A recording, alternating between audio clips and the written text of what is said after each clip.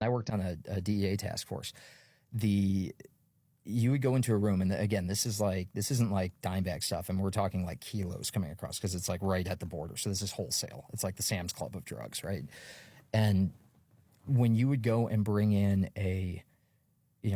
let's say you took down a stash house, you did something, you bring the guy in, you're sitting down to interview him. You would have the DEA agent, maybe the TFO, the task force officers working with him from the local PD.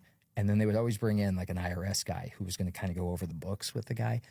And that's who terrified, the traffickers the most, because that's the guy who like has all the information about every shady thing they've done. Like they'd be like tough with like the TFO, or they'd be like, yeah, whatever, man. Like the DEA, like IRS the guys start to melt because the IRS guys like going through their bank accounts, going through their statements, going through their money.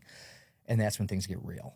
And so those guys are like legitimate, like very, very smart. A lot of them have accounting degrees. They're CPAs. They have that background, and then they get into law enforcement. So, a lot of them are going to like look like a CPA, but they're like legitimate, like incredible financial crimes investigators.